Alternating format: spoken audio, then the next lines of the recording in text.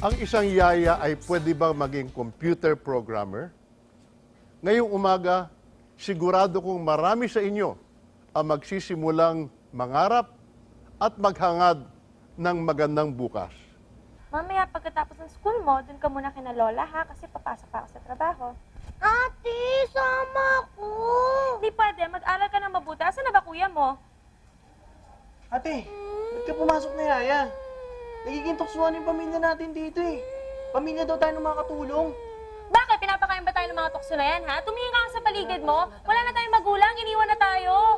Kaya nga ate, itaas mo yung moral ng pamilya natin. Marami na may ibang trabaho dyan eh. Bakit? Akala mo hindi ako nahihirapan ha? Ginagawa ko nga to para sa inyo eh. Parang minsan po iniisip ko na mag-quit na lang ako. Minsan gusto ko nang takasan dahil parang nakakasawa na rin. Nasimula pa sa kamusmusan ay puro pighati at hirap na ang dinanas sa kanyang buhay. Ang kanyang tatay ay tricycle driver at ang kanyang ina naman ay isang kasambahay. Tapos kasi po kung hindi ko po tutulungan yung sarili ko, hindi ko po sila matutulungan. So parang inisip ko na tulungan ko muna yung sarili ko na makatapos para po makatulong ako sa mga kapatid ko, sa nanay at tatay ko po.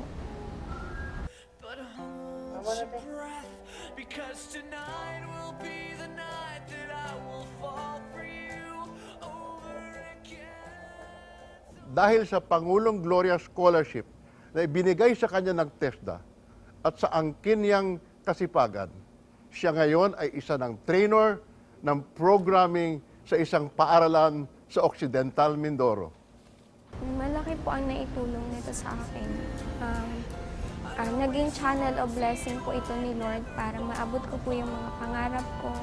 Dahil po, siya po ang TESDA po ang ginamit ng Panginoon para makapag-aral ako.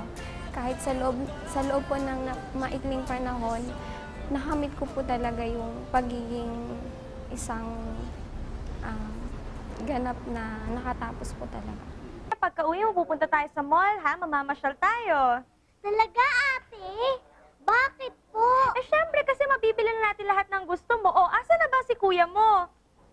Oo naman ate, hindi pa ba tayo alis? Ano ka ba, mamaya pa tayo aalis, no? Pero alam mo, salamat sa Pangulong Gloria dahil nakapag-aral ako sa TESDA. Kaya ikaw, Brian, mag-TESDA ka na rin, ha? Yeah, ate. Dahil po sa TESDA, sa pinagkaloob po na training ng TESDA, naging maayos po yung buhay ko.